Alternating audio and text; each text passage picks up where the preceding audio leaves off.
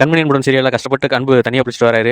அவர் மேலே வண்டியை விட்டு கடைசி தண்ணியெல்லாம் கூட்டி போகுது. இன்றைக்கி நான் குளிக்கவே மாட்டேன்னு சொல்லிட்டு கோமா போகிறாரு. எப்படி இருந்த வீட்டு கோடீஸ்வர பையன் இப்படி கஷ்டப்படுறாருன்னு சொல்லி கண்மணியோட அம்மா வந்து இன்றைக்கி நீங்கள் இந்த தண்ணியை குளிச்சுட்டு போங்க, நீங்கள் மாமியாரை கூட நினைக்க வேண்டாம், பக்கத்து வீடுகாரெல்லாம் நினச்சி பண்ணுங்க அப்படின்னு சொல்லி அவங்க சொல்கிறாங்க.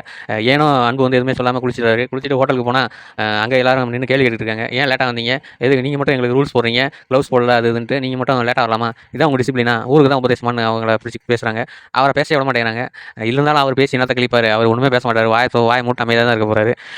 எல்லாரும் கலைஞ்சு போனதுக்கப்புறம் அப்புறம் மட்டும் அன்புக்கிட்ட பேசுகிறாங்க. உங்களுடைய திறமை மேலே அவங்களுக்கு பொறாமை சார், அதாவது ஜீவா சாருக்கு புரிஞ்சிருக்கல உங்களை பற்றி, இவங்கெல்லாம் வந்து பொறாமப்படுறாங்க நீங்கள் எங்கே இருக்கீங்கன்னு சொல்லி, அதனால் நீங்கள் ஒன்றும் நினச்சிக்கிட்டாங்கன்னு சொல்லி பேசிகிட்டு இருக்காங்க. அந்த கேப்பில் கண்மணி வராங்க. இன்னும் இவங்க ரெண்டு பேரும் பேசிகிட்டு இருக்காங்கன்னு பார்க்குறாங்க. கண்மணிக்கு வந்து அப்புறம் கூட அன்பு பேசுகிறது வந்து கொஞ்சம் நெருடலாக இருக்குது.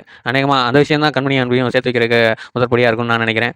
அதுவும் இல்லாமல் கார்த்தி இன்னைக்கு வந்து அவங்க அப்பாவோட ஹோட்டலில் சாப்பிட வந்திருக்காரு. சப்ளையர் மாதிரி இவர் வந்து என்ன வேணும் சார் சொல்லி கேட்குறாங்க. என்ன நீங்கள் சர்வராக வேலை பார்க்குறீங்க, சர்வராக நான் தான் செஃப் அப்படின்னு சொல்கிறாங்க. அதுக்காக இந்த சின்ன ஹோட்டலில் நீ வேலை செய்யணுமா ஆச்சா வச்சாங்க, இவருக்காக சின்ன ஹோட்டல் இருக்குது உங்களுக்கு அதுவுமே இல்லையா அப்படின்னு சொல்லி யாரும் நம்ம வெளியில் இருக்க ஆடியன்ஸ்லாம் கேட்டுட்டு இருக்காங்க. கண்மணி வந்து பார்க்குறாங்க. கண்மணியை பார்த்தோன்னே நீங்கள் ரெண்டு பேரும் ஒரே இடத்துல சொல்லிட்டு அண்ணி அப்படின்னு கார்த்தி கூப்பிட கண்மணி வேகமாக போயிடுறாங்க. அவங்க பேச மாட்டேன்னு சொன்னாங்க, அவங்க குடும்பம் எல்லாமே ஒன்று தான் சொல்லிட்டு வந்துட்டாங்க, அதனால் பேச மாட்டேங்கிறாங்க. அன்பு கிட்ட பேசி பார்க்காங்க, அன்பு வீட்டுக்கு வர மாட்டேங்கிறாரு. இந்த விஷயத்தை நேராக சிவகாமிட்ட போய் கார்த்தி சொல்ல, ரெண்டு பேரும் ஒன்றா ஒரே இடத்துல இருக்காங்களா, அது போதும், ஆனால் முட்டிக்கிட்டு தான் இருக்காங்க, அது பரவாயில்ல, இங்கே ஒரே வீட்டில் இருக்கும்போது முட்டிக்கிட்டு தானே இருந்தாங்க, போ சரியாக போயிடும், இதுலேருந்து என்ன தெரியுது அப்படின்னு சொன்னால் அவங்க ரெண்டு பேரும் சேர்றத கடவுளுக்கே சேரணும்னு தோணுது போல, அதனால தான் ரெண்டு பேரும் பக்கத்தில் வச்சிருக்காருன்னு சொல்லி சிவகாமி சொல்லி ஆறுதல் போட்டுக்கிறாங்க. உண்மையிலேயே அன்பு கண்மணியும் எப்போ சேருவாங்கன்னு யாருக்கும் தெரியல. நீங்கள் என்ன நினைக்கிறீங்க கமெண்ட் பாக்ஸில் கமெண்ட் பண்ணுங்கள். தேங்க்யூ.